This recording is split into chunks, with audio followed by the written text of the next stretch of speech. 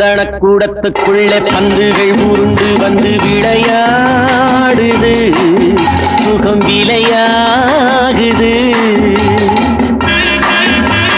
சந்தன கூடத்துக்குள்ளே பந்துகள் உருண்டு வந்து விளையாடுது, சுகம் விளையாகுது. சம்பவம் நடப்பதற்கு தந்திரம் புரிந்ததென்ன மனமோ